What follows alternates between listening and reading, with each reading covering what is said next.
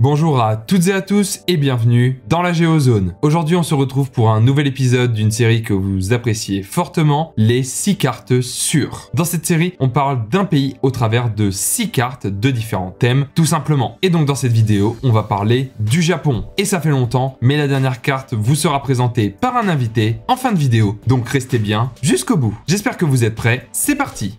Commençons par parler des îles qui composent l'archipel du Japon. Le pays est composé de plus de 6800 îles, qu'on ne va pas énumérer pour des raisons évidentes, dont 4 îles principales. La plus grande, c'est Honshu, avec 230 000 km², c'est presque la taille de la Roumanie. Au nord, c'est Hokkaido, 83 500 km², soit la taille des Émirats Arabes Unis. Et les deux plus petites îles au sud sont Shikoku, avec 18 800 km², la taille des Fidji, et Kyushu, avec 35 600 km², soit la taille de Taïwan. Mais n'oublions pas qu'il existe aussi des îles au sud-ouest du Japon qui vont justement jusque Taïwan, qui seront représentées dans le petit encadré en bas à droite avec comme plus grande île Okinawa.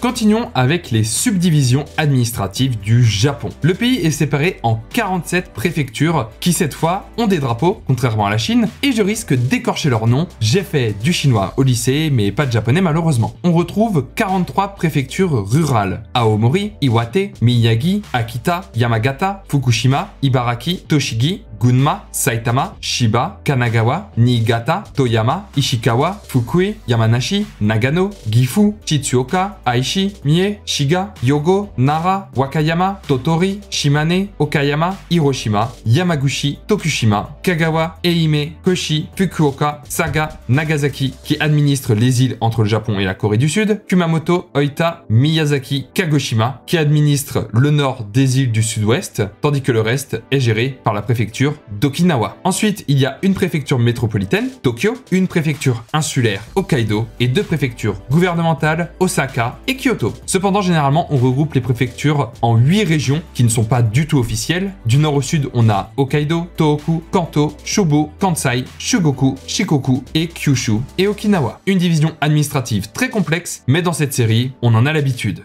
Continuons en parlant un peu de population. Le Japon est souvent qualifié comme étant le pays le plus vieux du monde. Aujourd'hui, au Japon, on vend plus de couches pour personnes âgées que pour enfants. Le pays connaît un phénomène de rétractation urbaine et on compterait dans le pays plus de 7 millions de maisons abandonnées. Cette carte représente l'évolution de la population dans les différentes préfectures du Japon. Comme vous vous en doutez, les teintes rouges représentent les préfectures ayant vu leur population décroître. En rouge foncé, c'est une chute de la population de minimum moins 4,7%, dont des maximales de moins 5,8% à Akita et moins 5,7% à Fukushima. On se demande pourquoi. En rouge un peu plus clair, entre moins 4% et moins 2% de population dans chaque préfecture, et en rouge clair entre moins 1,9% et 0%. La moyenne du Japon étant à moins 0,7%. Donc il ne reste plus beaucoup de préfectures qui accueillent plus d'habitants qu'elles n'en perdent. En vert clair, c'est entre plus 0,1% et plus 1% de croissance, et en vert foncé,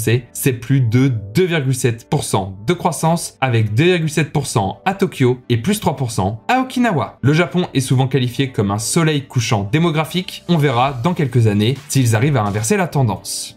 Continuons en parlant un peu d'histoire cette fois-ci. Après la Seconde Guerre mondiale et la défaite des Japonais, les Alliés veulent démilitariser le pays. Et en 1951, les Américains et les Japonais signent le Japan-America Security Alliance, qui verra l'installation de bases militaires américaines au Japon, car les États-Unis deviennent les garants de la sécurité du pays. Cette carte représente les différentes facilités militaires que possèdent les États-Unis encore aujourd'hui au Japon. On retrouve des bases navales, aériennes, des radars, des camps d'entraînement, etc. Il serait aujourd'hui 50 000 militaires américains au Japon. Cette présence américaine en grand nombre, malgré la fin de la guerre froide, fait beaucoup réagir parce que le Japon paye cette présence américaine sur son sol, on parle de quelques milliards par an, puis une grande partie des Japonais demandent un retrait d'une partie des troupes, surtout les habitants d'Okinawa, l'île regroupant 62% des bases militaires américaines au Japon. On est au stade où il y a plus de soldats américains à Okinawa qu'à Guam, qui est pourtant un territoire américain. Il y a un plan de relocalisation des militaires vers Guam, l'Australie ou Hawaï, mais il faut construire des infrastructures que le Japon aide à financer pour regagner plus tard un peu d'autonomie.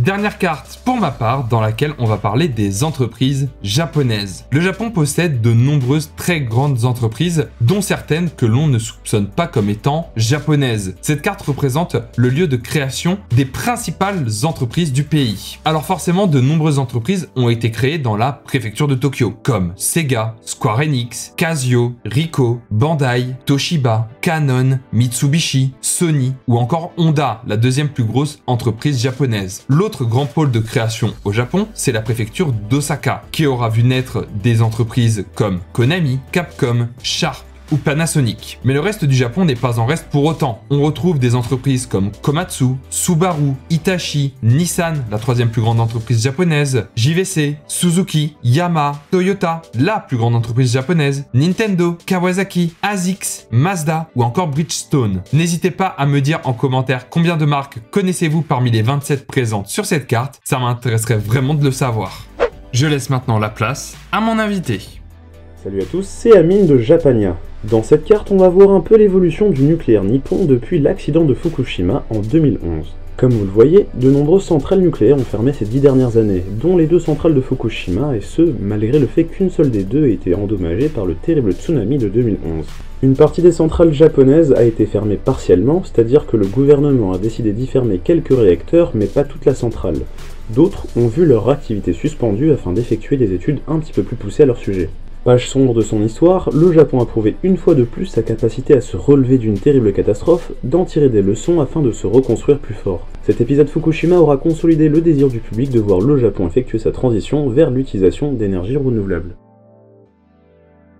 Merci à tous d'avoir suivi cette vidéo sur le Japon. J'espère qu'elle vous aura appris plein de choses. Un très grand merci à Amine de Japania d'avoir participé à cette vidéo. Je l'ai connu au tout début de sa chaîne et même avant sur Mario Kart et c'est vraiment un honneur d'avoir pu l'accueillir sur la Géozone. Si vous aimez le Japon, c'est la chaîne YouTube qu'il vous faut. N'hésitez pas à aller vous abonner. Le lien de sa chaîne est en description. Il le mérite. Sinon, comme toujours, vous pouvez aimer la vidéo, la partager et venir me rejoindre sur mes divers réseaux sociaux. Tous les liens sont dans la description. À la prochaine dans la Géozone. Ciao!